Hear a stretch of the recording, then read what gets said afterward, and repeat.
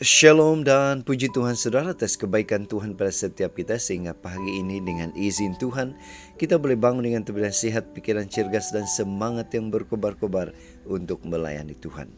Untuk memulai renungan kita, mari kita berdoa. Bapa Syurgawi, terima kasih atas kebaikan-Mu karena bersama dengan kami pagi ini sementara kami mendengar dan mempelajari firman Tuhan. Dalam nama Yesus kami berdoa. Amin.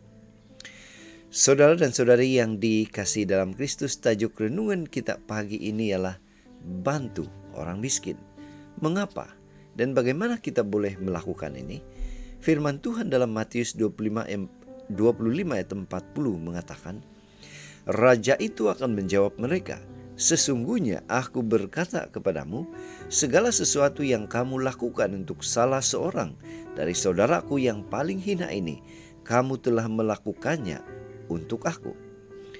Nah saudara, bacaan kita hari ini kita boleh baca keseluruhannya dalam buku Matius 25 ayat 31 hingga 46. Ini merupakan bahagian akhir rangkaian nubuatan, perumpamaan dan ajaran Tuhan Yesus tentang kedatangannya dan penghakiman akhir kelak.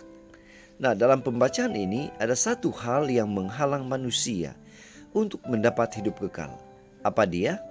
Karena kita tidak menunjukkan kasih dan kepedulian kepada orang miskin. Saudara, sebuah ilustrasi.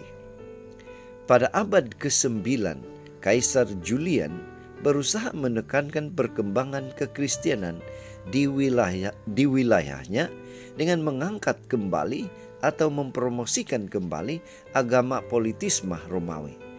Masalahnya, ada satu fakta yang disadari akan menjadi penghalang rencananya ini.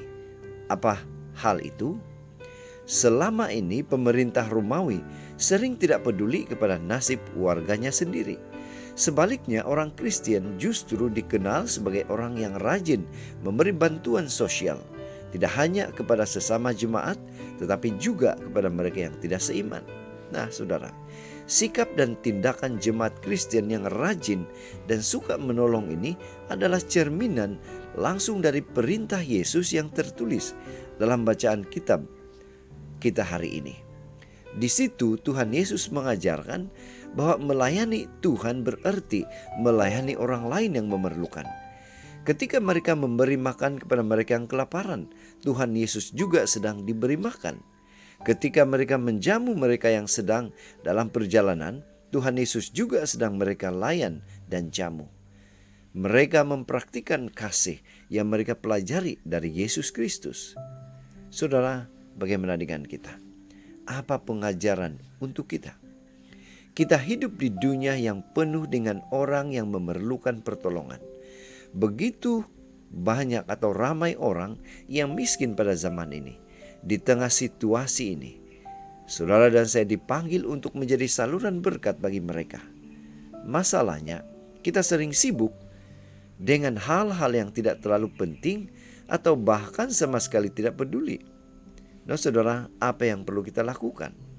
Kita harus bertobat dan kembali menjadi umat yang setia, mengerjakan panggilan kita.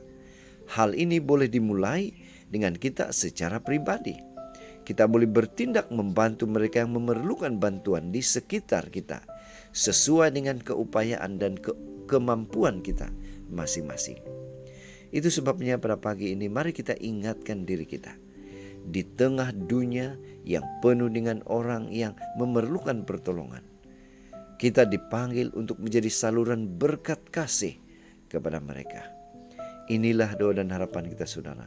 Mari kita bersyukur, berterima kasih karena Tuhan memberikan kita kekuatan kemampuan untuk menolong golongan yang kurang bernasib baik ini. Mari saudara, kita tetap setia, tetap semangat, tetap positif, tetap sehat bersama dengan Tuhan sampai Maranatha. Tuhan memberkati kita. Mari kita berdoa. Bapa Syurgawi, terima kasih atas kebaikan-Mu karena bersama dengan kami dan mengingatkan kami untuk mempraktikkan kasih itu pada orang yang kurang bernasib baik. Dalam nama Yesus kami berdoa. Amin.